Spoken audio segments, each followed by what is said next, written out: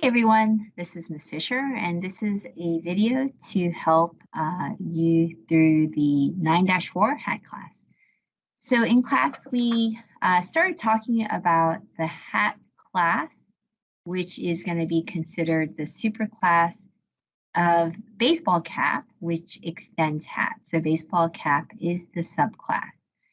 So if you take a look at the main class, we've got a bunch of hats here. And although we declare hat H4 as a hat data type, we can assign it a baseball cap, since baseball cap is a subclass of hats. Then we instantiate 4 more baseball caps, and we start printing some of these comparisons.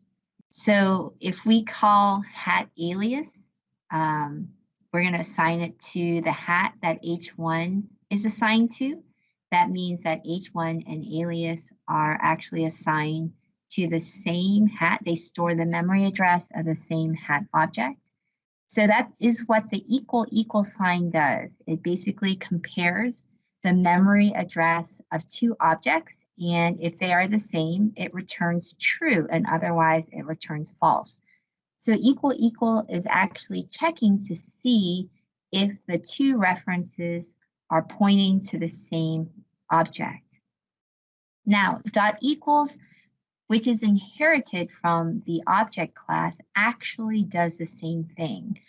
The dot equals that the object class contains compares a hash code, which corresponds to the memory address. So at this point, when you run dot equals on 2 different hat objects, these 2 hats, H2 and H3, they have the same attributes, not H1. That size is different. If you look at H2 and H3, they have the same attributes. So when we call on dot equals for H2 and H3, we actually want this to return a true, not a false. But equal will return false because, again, H2 is this hat object. H3 is a different hat object that happens to have the same attributes. So during class, we had overridden the object class definition of dot equals. And so the first thing we did was we declared a hat called other hat and assigned it to hat downcasting other, which accepts any object.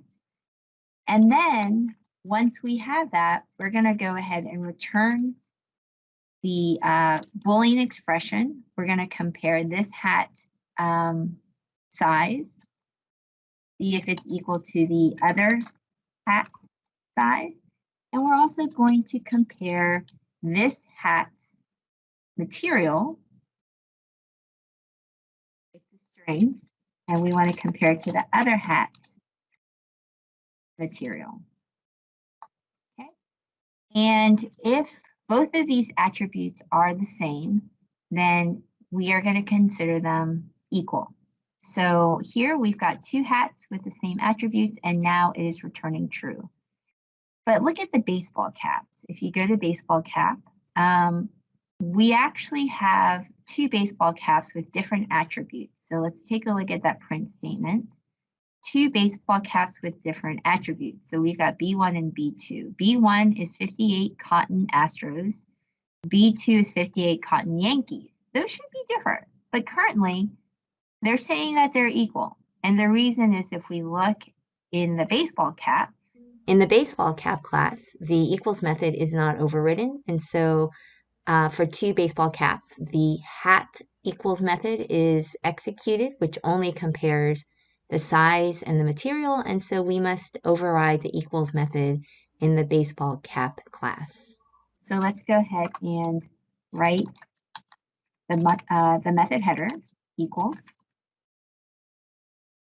and it accepts an object parameter. So how are we going to compare this baseball cap's size and material with the other baseball cap's size and material?